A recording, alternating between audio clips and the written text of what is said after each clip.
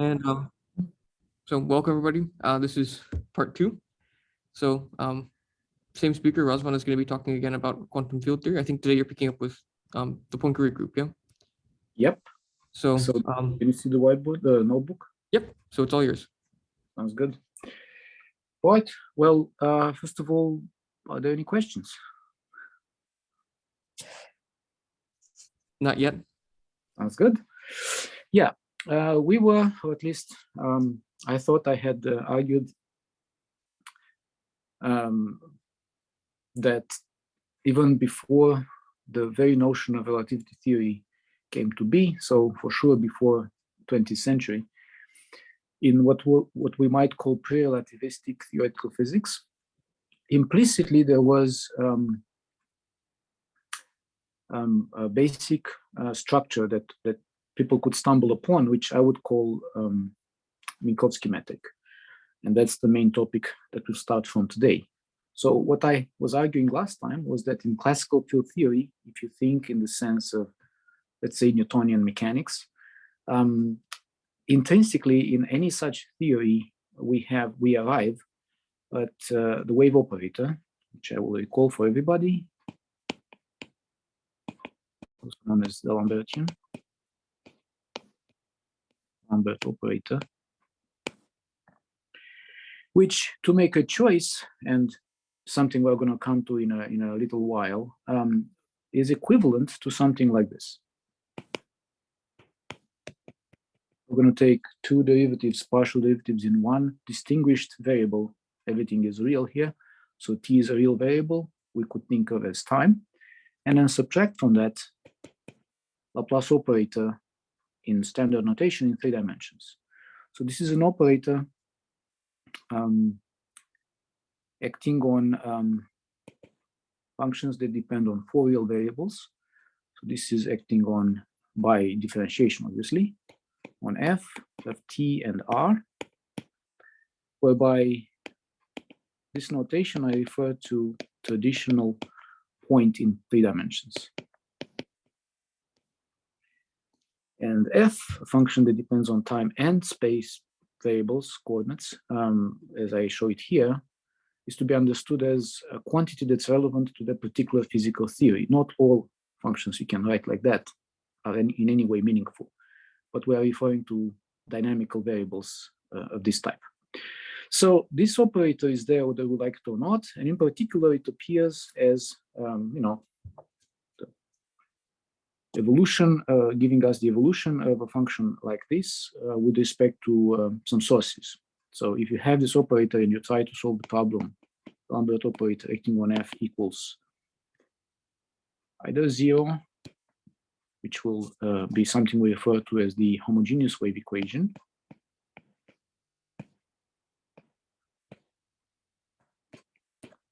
or prescribed quantity, let's call it a rho, of t and r in general,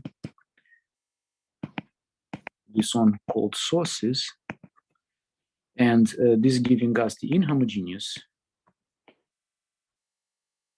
wave equation. One way or another, a good chunk of theoretical physics, pre-relativistic, is basically reduced to solving these equations. So I said last time that was perhaps not obvious, but true in the case of classical field theory, and certainly obviously and explicitly true in the case of Maxwell's equations. So I'm going to switch gears a little bit to Maxwell's equations, not spend too much time on it either, unless there are requests for that. And then we'll come to the core issue that we have to talk about today, which is describing all possible transformations that leave this operator unchanged.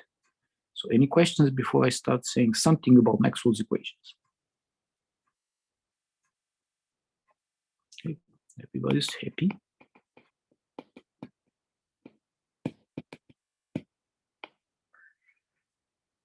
These are first order vector partial differential equations satisfied by vector fields. So in a standard representation, there are vector fields called electric and magnetic fields, 3-dimensional vectors, depending on 4 real coordinates, just as I said earlier. And again, with some choice of normalization, the equations tell us that, well, electric fields are due or created by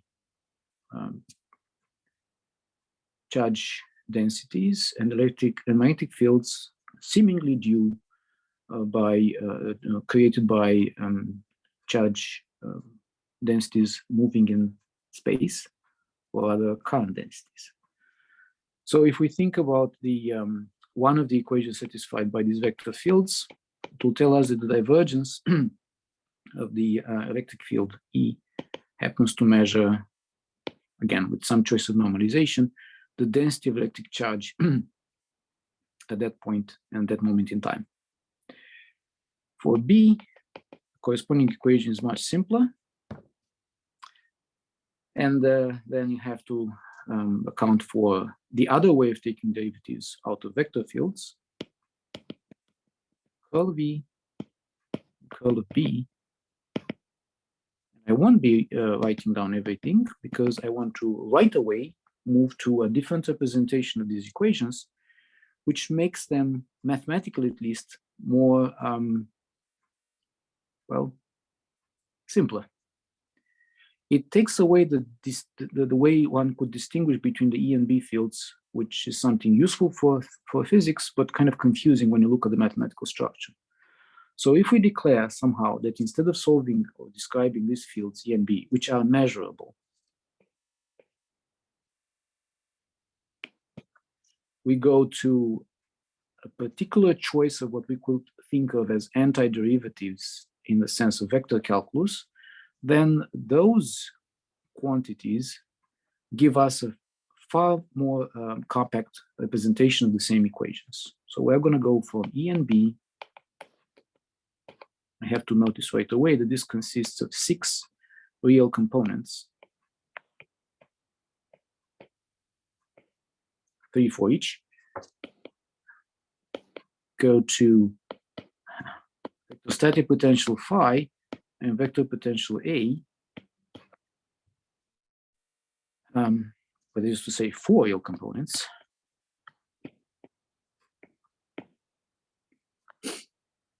By the following prescription. The B field is to be understood as basically the curl of the vector potential A up to a sign. For the E field, we're considering the gradient of phi plus dA dt. So the fact that this works is actually due to another piece of information that one should add to the 4 vector equations called Maxwell's equations, that has to do with the overall behavior of charge density and current density in space-time. And the one way I can describe that is to say that if we consider the local time evolution or change of charge density coupled with the transport due to density of electrical currents, they kind of cancel out. That is to say, this is actually not a pair of sort of independent quantities, rho and j, but rather they are part of a more complex structure for which some kind of conservation law or no change in time happens to be true. This is called charge conservation.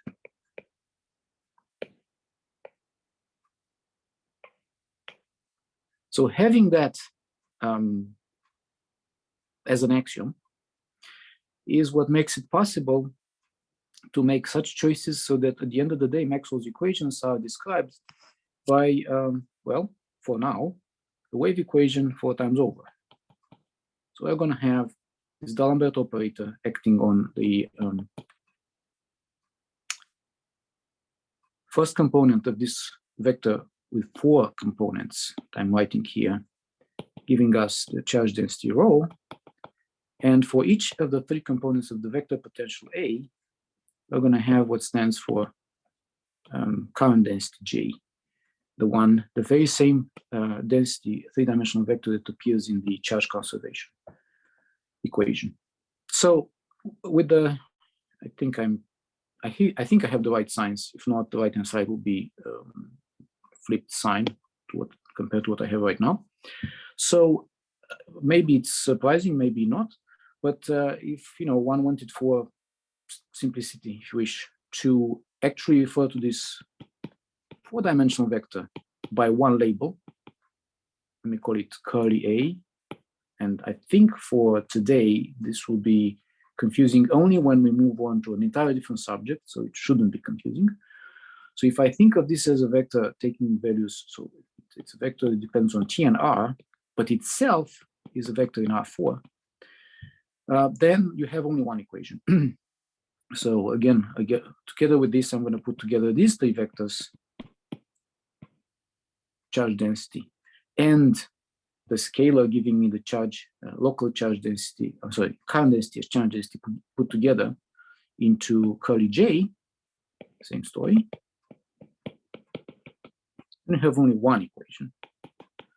D'Alembert operator acting on all the four components equals corresponding source on the right, or zero, if there is no charge density or current density at that point in space and time. So this is my very compact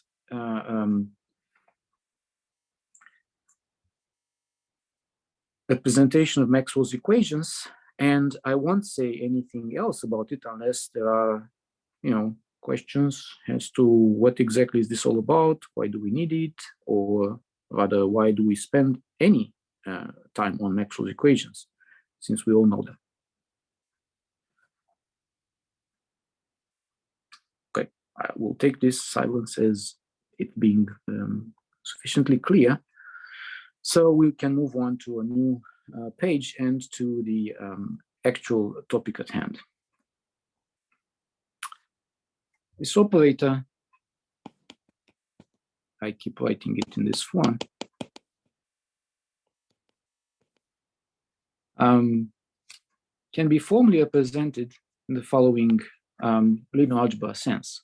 It can take these partial derivatives in T and separately in X, Y, and Z, and combine them in this formal matrix structure. On the right, I have a column with 4 entries. It consists of these partial derivatives in T, X, Y, and Z. On the left, the same but transposed. This is really the row of partial derivatives. And what I need to put in between these for the net result to be by formal linear algebra operations, the operator that we started from will be the matrix consisting of the following entries. So I have 1 followed by zeros on the first row and the first column, and minus the identity in 3 dimensions for the block matrix that's left in the middle. And from this point on, I'm going to be referring to this matrix by the symbol capital G, 0. It is the matrix that encodes, for real matrix that encodes the special way of measuring distances in space and time called Minkow Schematic. And that's what I will talk about for most of today. Again, any questions? Right. So question now becomes, what kind of transformations from the original choice of coordinates T, X, Y, and Z to something else? For now, I'm going to be, referring to them kind of like in relativistic setting, calling these T tilde X tilde Y tilde Z tilde, which are different coordinates obviously understood as functions of the old ones. What such transformations are there that we can consider that will make it such that the operator we wrote above will look the same in the new coordinate representation of space and time? Okay. Is there anyone besides Nathan who knows the answer? Are they the Lorentz transformations or just the elements of the Lorentz group? That's definitely part of the answer. Is there anything else? I know the Poincare group's a little bigger. Okay, that sounds good. Okay, so we will end up with the answer that it's yes, as you just said, the Poincare group.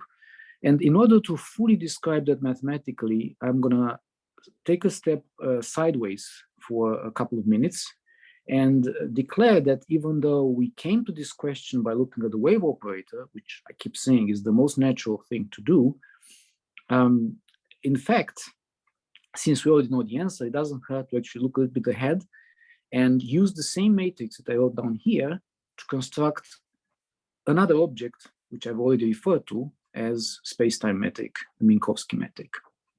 So it pays, there's absolutely no difficulty, mathematically speaking, to go from these partial derivatives to something that looks very much related to that. And I will first write it down and I'm going to describe it correctly mathematically. But by intuition alone, one can immediately think, if I have a partial derivative in x,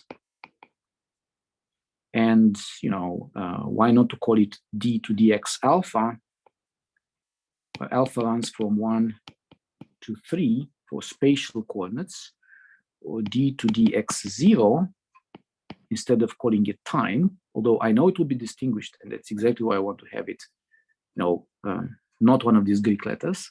And collectively, all of those by d to dx, let's say j, so it will be Latin alphabet index j, where now j runs from 0 to 3. So if I look at these, why not to consider a very much related quantity I will be referring to as, let me see if I made this choice. I'll come back to this issue. The differential in the corresponding coordinate.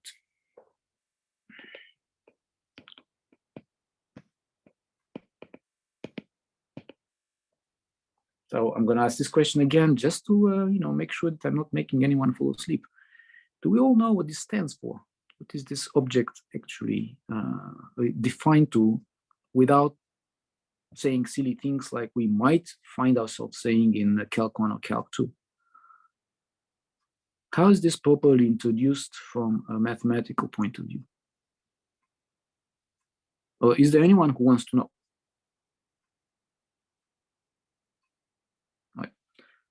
I'm really not sure. I'm sure there are people that want to know. So okay, all right. Well, good. So that's to get there. We're going to take a slight detour through what would be a brief and sort of elementary introduction to differentiable varieties. It's the kind of thing that the whole theory that we're constructing happens to live on. So since we're going to come back to it anyway, might as well get it done from the very beginning. Let's consider the following setting. I have two, to make it clear that it's mathematically sound, we're going to consider the general situation. I have two Euclidean spaces. By an Euclidean space,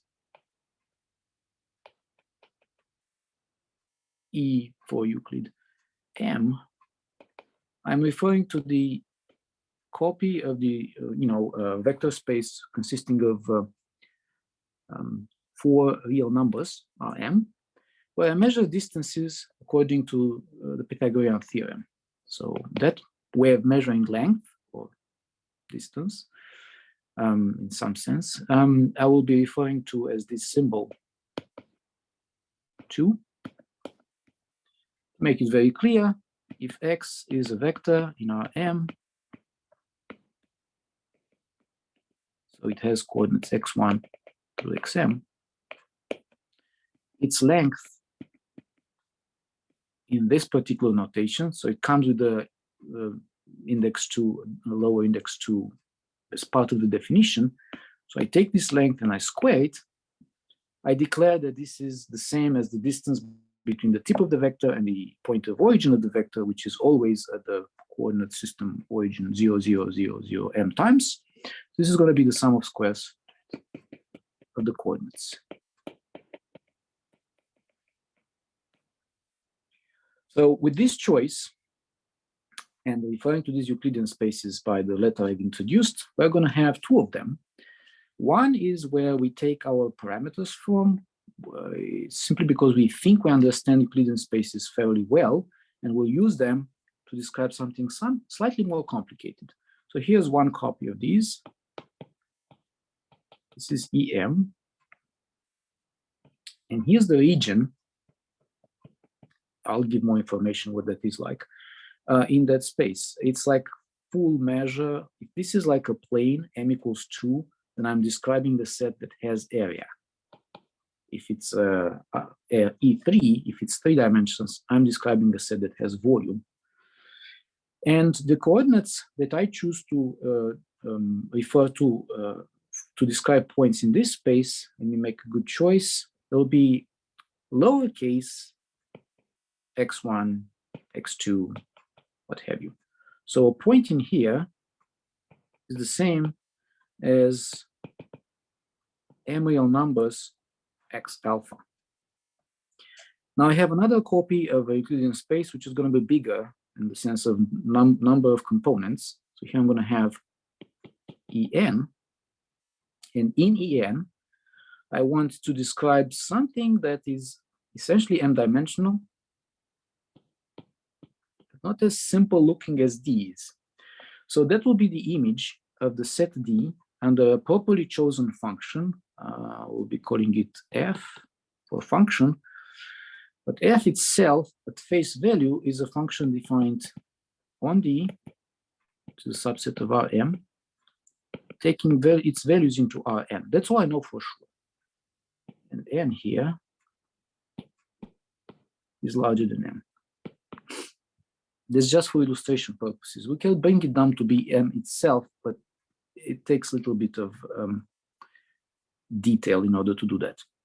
So f is what we call, well, it's a function that transports in the right way all the geometric structure that we want from the parameter space, particular parameter domain D. So this is where the parameterization of this object lives,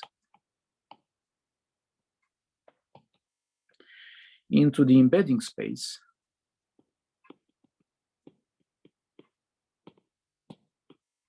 And in this case, making sure that anything that we refer to as, accounting for points is done properly, which makes f needs to be a bijection.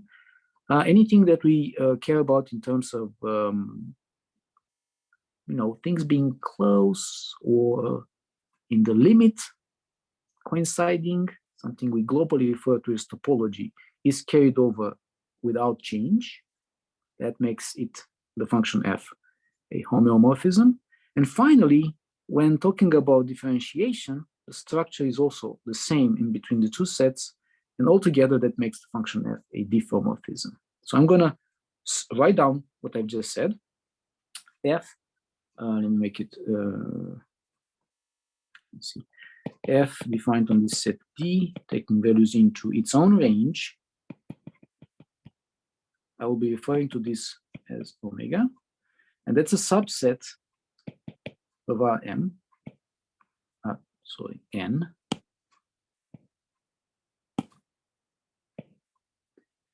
So if you restrict it to the set D and you look at it as a function taking values into its own range, which is always a good thing if you can, then f itself is bijection, continuous along with the inverse, differentiable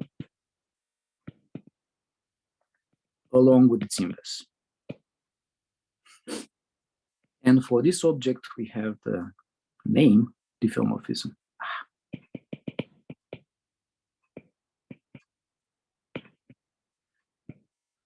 It's just a special word that says the differential structure between the set D and the set omega is their equivalent. And that's ensured by the existence of such a function f. Now, that's just a,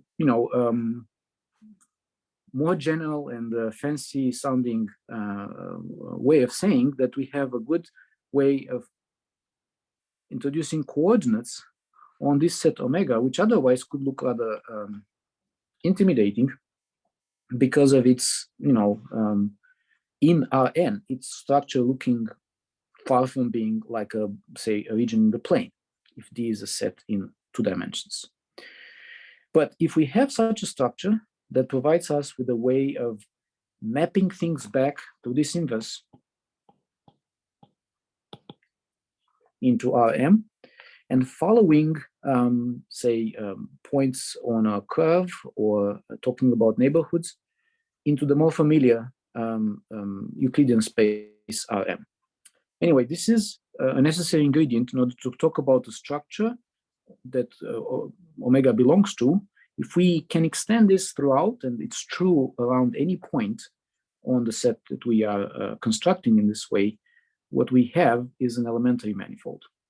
So the set omega, for which, putting things in reverse, such a description exists in the neighborhood of every point, as long as it's going back to a copy of Rm, will be an m-dimensional elementary manifold.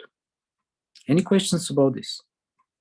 Because now I'll start taking derivatives by explaining exactly how that's done.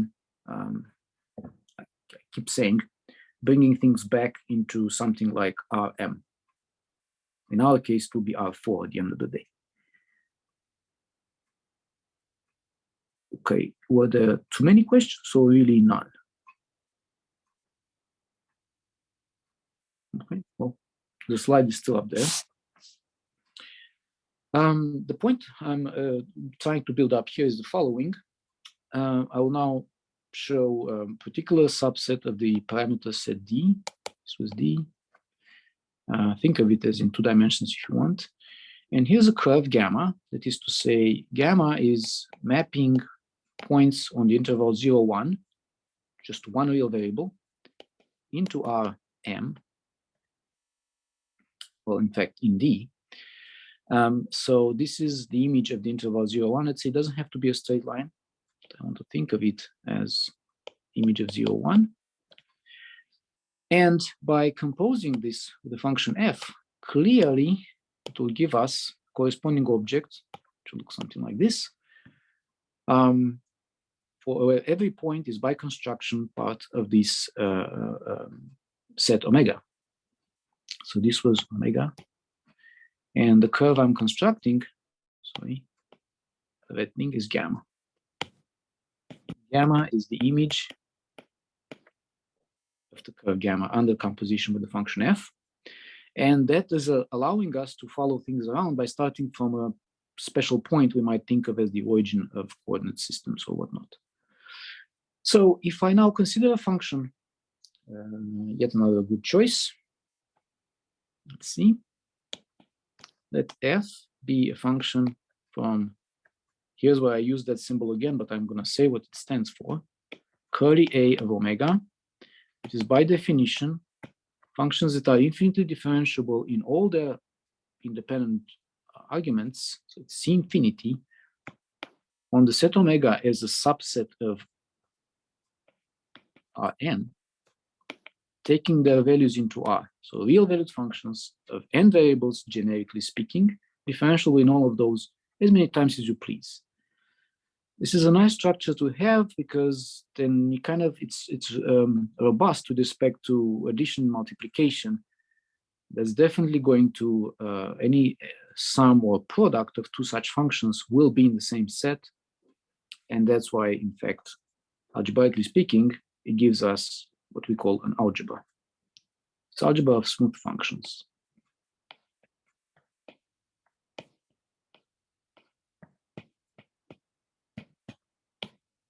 I'm going to take one of these. We want them to be infinitely differentiable because we want to have no restriction on how many times we can differentiate things, obviously, and compose it backwards, so to speak. I want to think of f as being, let's see. So, you know, if I want to follow a point somehow evolving on the curve gamma, capital gamma, then what I'm really considering is f composed with f2 minus 1. Let me see. I will say it the following way. F composed with capital F composed with gamma is by construction function from 0, 1 into R, right? Where differentiation will simply be a glorified repeated application of chain rule. We want to do that in order to arrive at the structure which gives us the proper introduction of differentials. I want to recall this for everyone. So in particular, I can think about, the parameter giving me the independent variable here. Let me call it U. U is this independent parameter living on 0, 1, actually in the interior. And ask, since I have this composition working for me, what does it mean for me to take a derivative df du? Well, everything, again, understood as composition of functions between Euclidean spaces boils down to, since differentiation is not a problem, to the following. It's going to be, I'm going to first take a derivative of f itself with respect to its own explicit arguments. So that will be the gradient of f in Rm, because f is defined on vectors from Rn. So this is something that has, it's written as a row. It's a matrix with 1 row and n columns. Then by chain rule, as I keep saying, I'm going to multiply each of those derivatives by its own derivative with respect to u, which goes the following way. I will write that explicitly to be d to dx alpha of the, say, jth coordinates that f depends on. It's the jth component of the vector field f. And then finally, each of the independent variables x alpha happen to be all dependent on the same variable u along the curve gamma. So this is going to be simply dx alpha du. So by this monstrous double application of chain rule, we are staring at the following result. Any questions? I'll write it in traditional notation. Start, since it's a scalar anyway, I want to make it clear. This was a matrix n by m, and this is a column of the velocity vector along the curve gamma. So it's simply m by 1 as a column. What you're looking at is a scalar. Product of 3 matrices, which ends up being the matrix of 1 row and 1 column. So if I denote this component of the velocity along the curve gamma by x alpha dot, differentiation in that parameter u will be denoted by this dot, then I will rewrite this backwards. It will be x alpha, little x alpha dot, multiplying.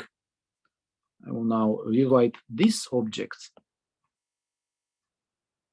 as a matrix n by m of partial derivatives, and I will drop the fact that this is a function f, making it geometrically consistent. This is dxj capital X with respect to little x alpha. I mean, if you don't see capital and lowercase x is fine, the indices tell you that they live in different spaces anyway. So again, alpha is 1 to m because it comes from Rm, and j's 1 to n. It represents a coordinate, xj represents a coordinate of a point in Rn, this embedding space. So that's now multiplied against partial with respect to xj, everything applied to f. And I've already made use of a convention that is attributed to Einstein, where wherever you see a repeated application of the same index, unless we say explicitly that's not so, it means sum over all those. So in this formula, I actually have a double sum. One is over alpha, the other one is over j. But because you end up having like a stack of such summation symbols, in order to save space and time, we just implicitly assume that that's there whenever you see the same index appear repeatedly in the construction. So what we are staring at is the application of a vector field this is the vector field, on a function from this algebra of smooth functions A. So objects of this type, even though I constructed it explicitly based on this situation that we wanted to discuss, objects of this type can be quite generically be represented in the form capital Xj of P. That will be understood as a point on the manifold where we are taking all these derivatives. So this capital Xj of P contains in it everything that's not a partial derivative in the area surrounded by blue. So in this case, it's simply let me use this, what I have over there, multiplying dj, different color, and dj is this thing. And again, it's understood as a linear operator acting on F.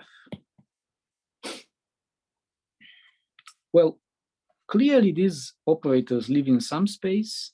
I will now put this point P that I refer to up there on the manifold. So the point P is somewhere here. In this case, it's also on the curve. And clearly it is the image under the function F of some point in the domain D. I don't have to introduce a new label for that. It's the image of its pre-image. I know it sounds kind of ridiculous, but it is the image of, well, that unique point in D. It is simply the pre-image under the inverse. And it's there in the sense that we need to know about this point P in Rn. At the same time, it's a vector in Rn, in the sense that all of these calculations are done at that point. I mean, since we're talking about derivatives, we clearly need to consider an open set that P belongs to, and therefore be able to take the limit properly to actually have these derivatives. But that's kind of clear from the picture. So the space of all these operators looks very much like what one could think of as a tangent space at the surface. I will move on unless there are requests for details. So I'm now going to kind of drop that parameter space picture that we had and only refer to this area, whatever blob, omega subset of Rn, noting that in order to characterize by going along those curves on omega points around P, we only needed M independent variables. So this was, talking about gamma, a curve that exploring the neighborhood of the point P. It is the image of the curve gamma, that is to say, at the end of the day, X alpha. Only M independent parameters less than N. So having this in mind and thinking in terms of simple-minded geometry, say in 3 dimensions, where this cap I'm showing looks like a classical surface, say part of a sphere, allows me to represent the space of all those operators I built a moment ago as what is algebraically equivalent to a hyperplane in Rn, a subspace of linear space, m-dimensional linear space embedded in Rn. So point P is now here. And the construction I just arrived at is the starting point of differential geometry. It's the tangent space at the point P. So Tp of omega in this case is by definition the span of those partial derivatives d to dxj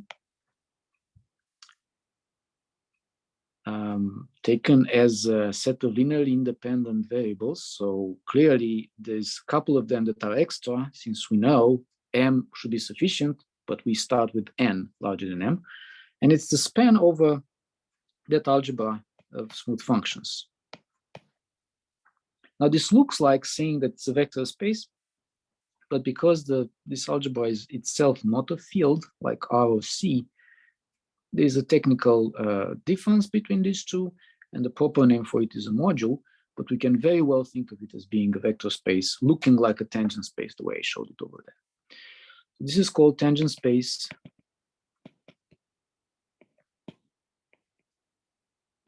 at P on omega. And as far as linear structure is concerned, it does the job in the sense that T_P of M, sorry, I don't have that, omega is definitely algebraically equivalent to Rm. M. So I have a question. Go ahead. So are the basis vectors for this tangent space unique? Well, the basis vectors are never unique, obviously, right? I have a linear space structure, so I can always make changes. But to begin with, to get started somehow, all you need is a collection of M independent curves, linearly independent on each other, crossing at the point P, right? Along each of those, you have this corresponding tangent vector, the one that was telling you how a function, depending on, moving its argument along that particular curve, how it changes. Is this answering your question? Yeah. So I have, just to show it, up here in the right corner, red. If this is the tangent space in red, all I care about having, these curves crossing at P and allowing me to explore fully the neighborhood of the point P. Then along each of them, there will be this, you could think of it as velocity vector, obviously, which is nothing else than basically the representation of the derivative in the local coordinate rate of change of a function depending on points in this space as you move along that particular curve. So this gets you started with having an independent choice of linearly independent vectors, M of them, which are of course linear combinations of the n partial derivatives d to the xj. Okay? Make sense? Makes sense. Right.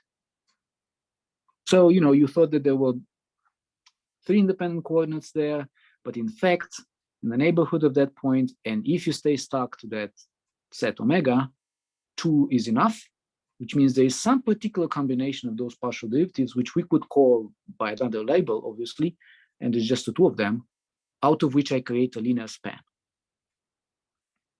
And in this space now, I'm free to change coordinates as I wish, as long as I keep having, from one basis to another, I still have a basis.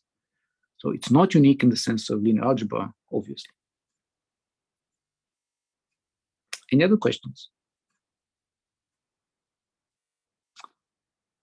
Well, it has to be understood as a space of linear operators acting on that algebra functions. I mean, we constructed it that way, and it was not just on a whim, it's actually necessary. It's definitely equivalent, algebraically speaking, to Rm, but more importantly, we have to see this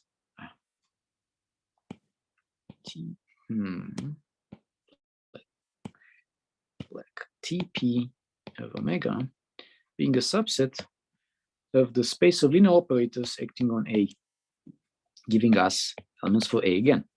Because if you act with those derivatives on any function from this algebra, you're getting back another function that's infinitely differentiable. So in that sense, linearity is obvious. You just look at what happens if you act on the sum of 2 functions like that, linear combination with scalars. So it's by construction, linearity is there. And because of that, we can, of course, formally talk about the dual to this finite dimensional vector space, Tp star, which is, if you don't quite remember what that looks like, it's the set of linear functionals. So it's anything that's linear operator acting on Tp of omega, taking values into R, so to speak, by evaluation. And well, the basis corresponding to the basis we had earlier in the tangent space, the basis in this dual space is what we call differentials.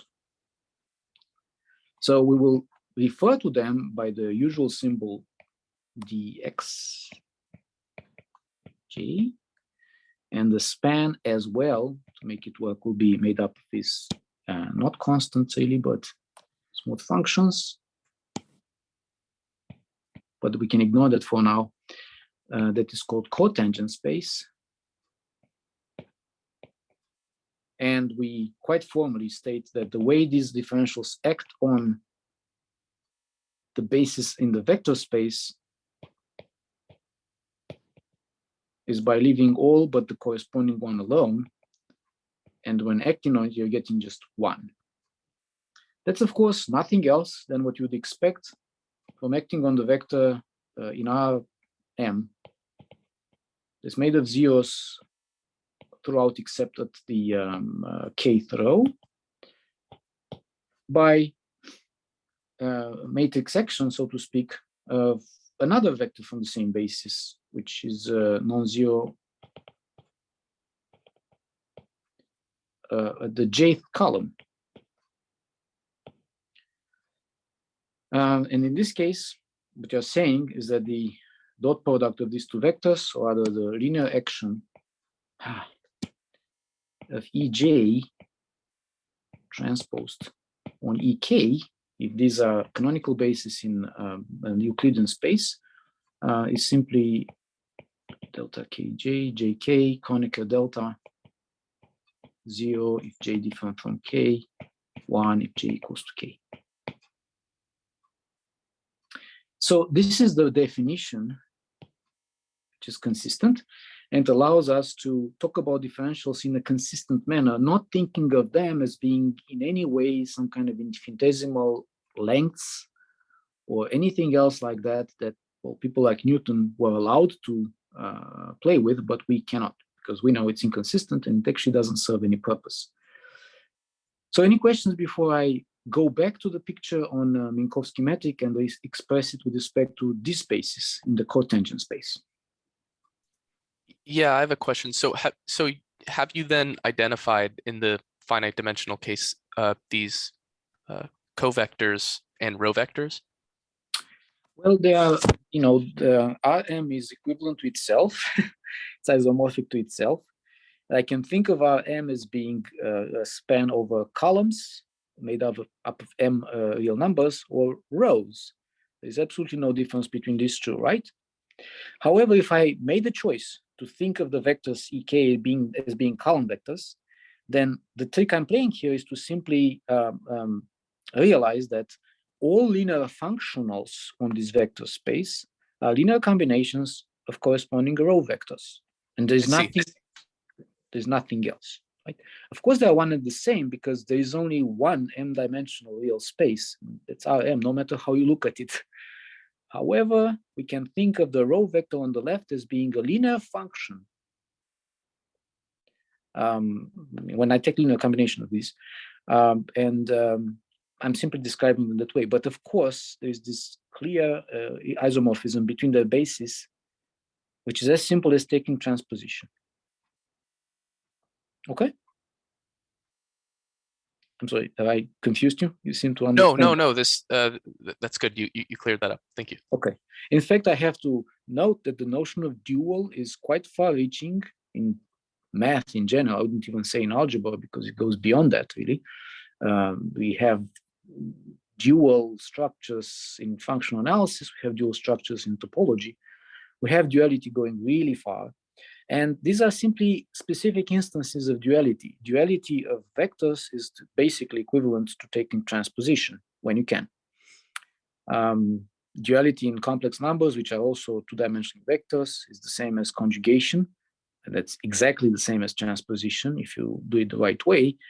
And duality in this sense of linear functionals on functions is precisely what we are describing here. But the notion goes even farther than that. All right, so now we know what to understand when we say differentials. Hopefully we do. And I will now make use of this to say that if somehow I have a feeling that the construction I was looking at, which was the D'Alembert operator, was going to look the same, was not going to change under the allowed transformations of coordinates t, x, y, and z, to go back to that picture, then with the very same coefficients that were used to construct that operator, I can construct a dual operator made up of differentials. So I will now introduce this notation. So it was, you remember, it was dt gradient transposed multiplied acting by multiplication into that matrix of constants G0 acting on the further on the column vector dt gradient. And I now will take that thing and put it in between row and column of differentials. So again, G0 gives us Minkow schematic, and I will represent its entries. So it was G0, say row I, column J, doesn't matter because it's symmetric, but just to make it clear, I will start referring to it by this label eta ij, simply because, like I said, keep saying it's traditional, and we want to have a special letter for this particular choice of measuring distances. This is, tensor representation of the Minkow schematic. I'll define those things. So now, if I take that 4x4 matrix of constants, 1, zeros, and minus the identity in R3, and create exactly the same kind of construction with the differential in time, dx0, and differential of the Euclidean coordinates x1, 2, and 3, or xyz, g0 in between.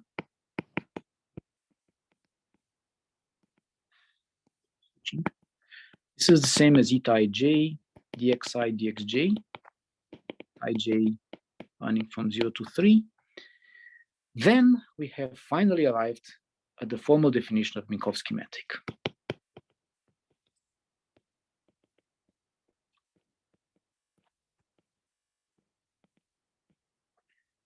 It's on R4, although we are going to realize it's not quite the full R4. So I'm going to put a hat over it and explain what it means in a little while.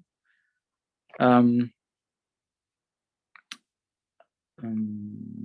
R4, but really, strictly speaking, R4 understood as differentiable variety in the sense I described earlier, in which, in particular, distances are not measured by Euclidean distance in standard sense. So this is really on the tangent space, cotangent space of that set around any point times itself. The Cartesian sense here, it's just fine, because it acts on a pair of differentials, as you see here. In this case, it's the same, but one could easily generalize it to be a proper quadratic form acting on two different elements in the cotangent space at no cost. So that's what we will take to represent when we choose somehow to parameterize a one-dimensional submanifold in here, a curve. We'll take that to represent effectively the arc length parameter along that curve in this space. So it will be eta of dx0 dx, just as we did earlier, the convention that we add over, do summation over repeated indices. So there is a sum, and I running from 0 to 3, j running from 0 to 3, which last time I mentioned that. Clearly, if I find the answer to the question I posed last time, as in what will leave this operator unchanged, that will be exactly the same as answering the question what will leave this quantity or construction identical to itself. And that is indeed the starting point of relativity theory, special relativity, which I think we'll come back to next time, and out of which come out by representation theory all the fields that make up the quantum field theory of what we call standard model. I think it's a good time to stop. Any questions? You just got to the good part. Yeah, exactly. But I had to make sure that these questions are addressed already, so we don't have to spend too much time on what we really mean by dx, dt, and all that. through. Yeah. So maybe if there are no questions right now, we can postpone until the discussion session. It's Sure.